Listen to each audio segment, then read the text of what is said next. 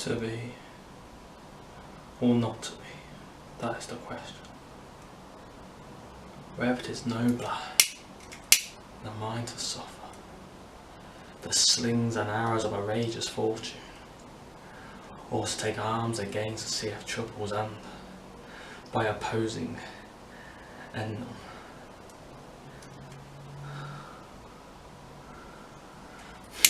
to die, to sleep, no more. And by asleep to say we end the heartache and the thousand natural shocks that flesh has had. It is a consummation devoutly to be wished. Is this a dagger,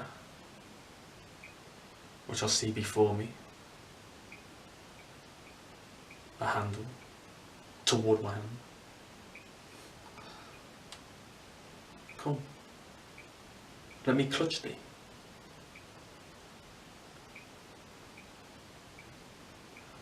I have thee not, and yet I see thee still. Art thou not fatal vision, sensible to feeling as to sight? Or art thou bird dag of the mind, a false creation proceeding from the heat oppressed brain?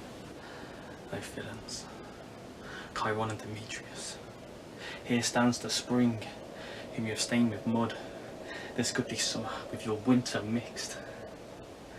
You killed her husband. Of their fire faults, 2 of her brothers were condemned to death. My hand cut off and made a merry jest. Both her sweet hands, her tongue, and that more dear than hands or tongue, are spotless chastity.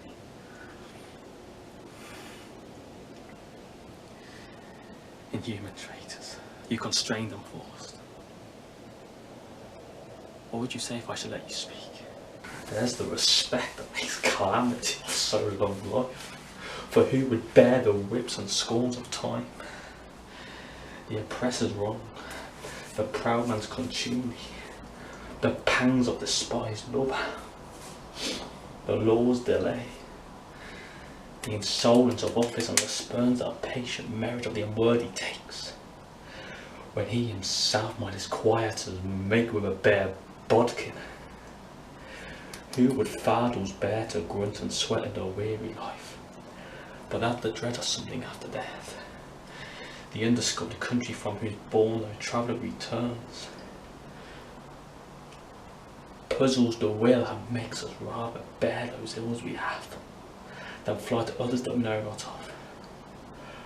This conscience does make cowards of us all, and thus the native pure resolution over the pale cast of port, an enterprise of great pith and moan of this regard that currents turn awry, and lose the name of action.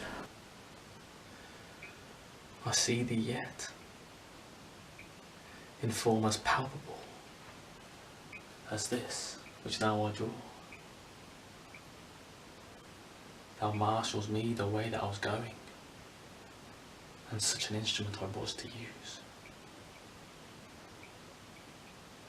Mine eyes are made the fools of the other senses, or else wherefore the rest.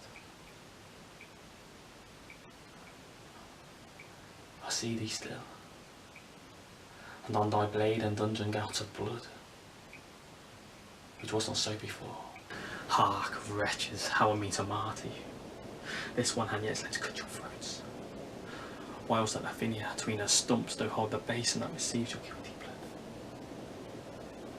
You know your mother means to feast with me, and calls us our revenge, and thinks me mad.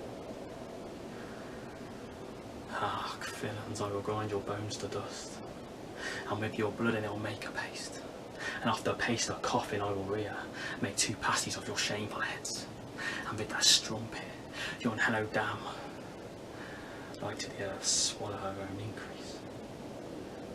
This is the feast I bid her to, and this the banquet she shall have feet on. For worse than Philomel, you use my daughter, and worse than Progne, I will be revenged.